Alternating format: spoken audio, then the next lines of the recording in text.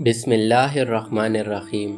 جس وقت بلایا گیا طبیب کو تو طبیب نے کہا یہ تو زہر ہے اور زہر جان بوجھ کر لگایا گیا۔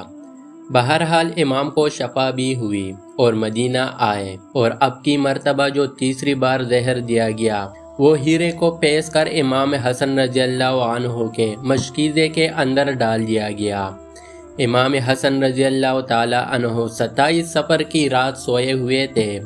اچانک نیند سے بیدار ہوئے۔ حضرت زینب رضی اللہ عنہ عبادت میں مصروف تھی۔ آپ نے نیند سے بیدار ہو کر حضرت زینب رضی اللہ عنہ کو آواز دی اور حضرت زینب امام کی طرف متوجہ ہوئے۔ حضرت حسن رضی اللہ عنہ فرمانے لگے کہ میں نے خواب میں نانا جان اور امی اور ابا جان کو دیکھا کہ وہ مجھے جنت کی سیر کرواتے ہیں۔ میں نے نانا جان سے عرض کیا کہ آپ میرے حالات سے باخبر ہیں۔ مجھے تمانچے لگائے گئے، میرے پیروں تلے سے مسالہ کھینچا گیا، کتنا ستایا گیا۔ میرے سامنے اس وقت مدینہ میں میرے والدین کو گالی دی جاتی ہے۔ یا رسول اللہ صلی اللہ علیہ وسلم، میں اس دور سے گزر رہا ہوں۔ آقا علیہ السلام نے فرمایا کہ صبر کرو، تم بہت جلد ہم سے آ کر ملنے والے ہو۔ امام حسن رضی اللہ عنہ نے ایک خواب اور دیکھا کہ آپ کی پیشانی پر قل هو اللہ شریف لکھی ہوئی ہے۔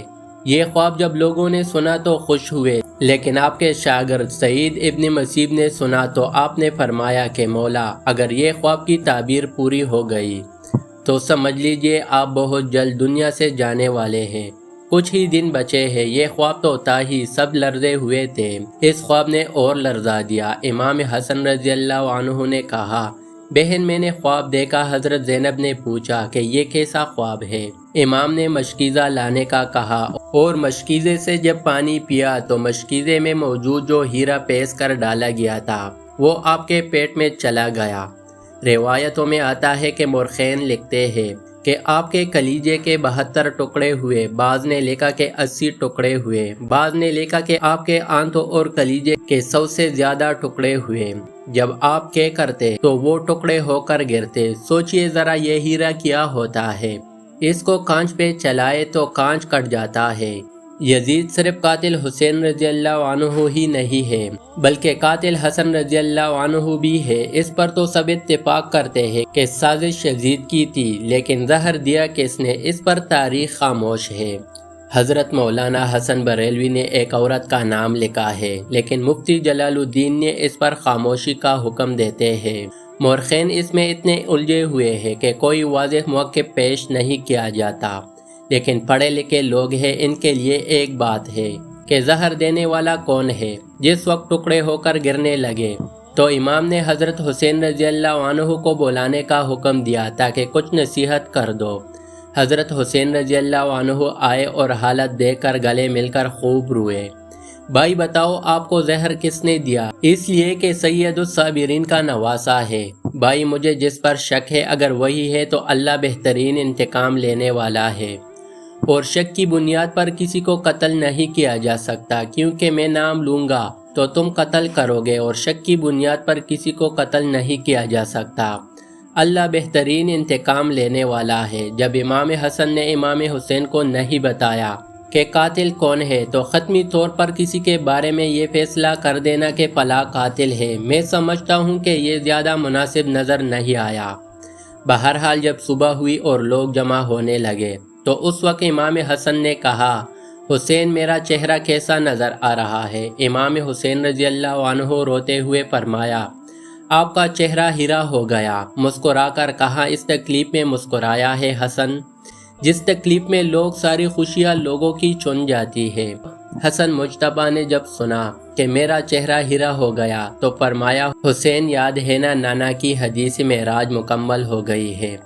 لوگوں نے پوچھا کہ حدیث معراج کیا ہے؟ فرمایا کہ جب میرے حضور صلی اللہ علیہ وسلم معراج پر گئے تھے اور ہماری پیدائش بھی نہیں ہوئی تھی تو نانا معراج پر جنت کی سیر کر رہے تھے تو جنت میں 2 محل دیکھے، ایک ہیرا تھا اور ایک لال تھا۔ اس وقت رضوان جنت نے کہا کہ یا رسول اللہ صلی اللہ علیہ وسلم، جاتے جاتے اپنے شہزادوں کے محل بھی دیکھ جائے جن سے پوری جنت کا حسن دوبالا ہوتا ہے۔ حضور صلی اللہ علیہ وآلہ وسلم نے فرمایا کہ یہ ہیرا کس کا ہے اور لال کس کا ہے؟ کہا کہ لال تو حسین رضی اللہ عنہ کا ہے اور ہیرا حسن رضی اللہ عنہ کا ہے۔ میرے حضور صلی اللہ علیہ وآلہ وسلم نے پوچھا کہ رضوان یہ تو بتاؤ کہ حسن ہیرا کیوں اور حسین کا لال کیوں؟ تو رضوان کی گردن جھک گئی اور آنکھوں میں آنسو آ گئے۔ اہل بیت کی محبت رضوان جنت بھی روتا ہے، جبکہ جنت میں کوئی نہیں رو سکتا۔ جنت وہ ہے جہاں رویا نہیں جاتا، لیکن یہ شہادت حسنین ہے، اسے جب جب بھی یاد کیا جاتا ہے تو رضوان جنت بھی روتا ہوا نظر آتا ہے۔ رضوان کی عرض کرنے کی ہمت نہ ہوئی۔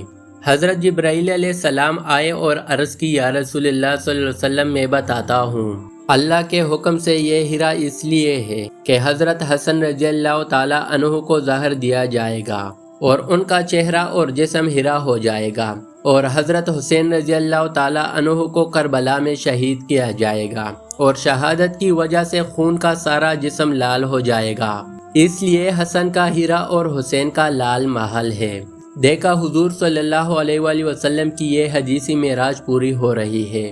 اس کے بعد حضرت حسن رضی اللہ تعالیٰ عنہ نے لوگوں کو جانے کا حکم دیا اور گھر والوں کو ٹھہرانے کا کہا۔ اس وقت مولانا حسن کے 3 یا 4 بیٹے تھے۔ ان بیٹوں میں ایک بڑا بیٹا تھا جس کی عمر صرف 7 سال تھی۔ وہ بڑا خوبصورت تھا اور نام قاسم تھا، اور ماں کا نام امی پروا تھا۔ امی پروا قاسم کے سر پر ہاتھ پیر تھے اور اپنے شوہر کی طرف دیکھتے گویا ان کے سامنے اپنی بیوگی گھوم رہی تھی۔ ہائے بیوگی، ہائے بے کسی، ہائے بے بسی، لیکن زبان سے کچھ کہہ نہ سکتی تھی۔ جب سب لوگ چلے گئے حتیٰ کہ کوئی نہ بچا تو حضرت حسن رضی اللہ تعالیٰ عنہ اپنے بازو پر باندھے تعویذ کو کھولنے کا حکم امی پروا کو دیا۔ تعویذ کھولا اور کھول کر حضرت حسن نے کہا کہ میرے بیٹے قاسم کو میرے پاس لاؤ۔ اپنے ہاتھوں سے وہ تعویذ بیٹے کے بازو پر باندھ دیا اور فرمایا، بیٹا ایک وقت آئے گا جب تو شدید مصیبت میں گرفتار ہو جائے گا، اس وقت یہ تعویذ کھول کر دیکھ لینا۔ اس کے بعد حضرت حسین رضی اللہ تعالیٰ عنہ کو کربلا وصیت کی اور کہا، حسین صبر سے کام لینا، اور میری تمنا ہے کہ جس وقت میرا جنازہ اٹھے تو مجھے نانا کے قدموں میں دفن کر دینا۔ میں نانا کے قدموں میں دفن ہونا چاہتا ہوں۔ امام علی مقام 28 صفر کو، ایک روایت کے مطابق 29 صفر کو اور ایک روایت کے مطابق 5 ربیع الاول کو شہید ہو گئے۔ اس طرح کہ آپ کا پورا جسم ہیرا ہو چکا تھا اور اندر کے آنتوں کے ٹکڑے کی صورت میں باہر گرے ہوئے تھے۔ حضرت حسن رضی اللہ تعالیٰ عنہ کی شہادت ہوئی تو آپ کی تجہیز و تدفین کے لیے جنازہ اٹھایا گیا، لیکن یہ بھی تاریخ کا بدترین باب ہے کہ جب جنازہ باہر لے کر آئے اور حضور صلی اللہ علیہ وسلم کے روضے مبارک میں حضرت حسن رضی اللہ تعالیٰ عنہ کو دفن کرنا چاہتے تھے تو بنوامیہ کے وہ غلیظ جسے دنیا مروان کہتی ہے، بدترین آدمی جس پر میرے آقا صلی اللہ علیہ وسلم نے لعنت کی تھی، اس نے کہا کہ میں ان کو دفن نہیں ہونے دوں گا۔ امام حسین رضی اللہ تعالیٰ عنہ نے کہا کہ میرے بھائی کی وصیت ہے کہ میں دفن کروں گا، یہاں تک کہ مورخین نے لکھا کہ اس ظالم نے کمان سے تیر نکالا اور امام حسن رضی اللہ تعالیٰ عنہ کی لاشیں پر چلانا شروع کیا۔ ایک بندہ جو شہید ہو چکا ہے، لوگ کہتے ہیں کہ مروان کو یزید کو اتنا برا نہ کہا اس لیے کہ انہوں نے کیا ہے، یہ کیا ہے۔ مرے ہوئے انسان کا تو دشمن بھی احترام کرتا ہے۔ مروان کیسا ظالم تھا، نانا کے قدموں میں نواسے کو لے جا رہے ہیں تو تلوار سے جنازہ روک لیا اور جنازے پر تیر چلانا شروع کر دیا۔ بعض روایتیں یہاں تک آتی ہے جنازہ حسن پر تیر چلائے۔ حضرت زینب رضی اللہ تعالی عنہا نے کہا کہ فاطمے کے 2 بیٹوں کے جنازے میں نے دیکھے ہیں، حسن کو تو 2 بار کفن ملا ہے، حسین کو تو 1 بار بھی کفن نہ ملا۔ لوگوں نے کہا کہ حسن کو دوبارہ کفن کیسا ملا؟ کہا کہ جب مروان نے حسن کے لاش پر تیر چلایا تو وہ تیر لگا تو وہ حسن کے کفن سے خون کی پھوار نکل پڑی، تو اس وقت لوگوں نے کہا کہ ایک کفن پر اب دوسرا کفن پھر لپیٹ دو کہ حسن کو رنگین کفن میں لے کر نہ جائے بلکہ ایک کفن اور دے دیا جائے۔ یہ بھی حضرت حسن رضی اللہ تعالی عنہ کی کرامت ہے کہ وصال کے بعد بھی تیر لگا تو آپ کے جسم سے خون نکلا۔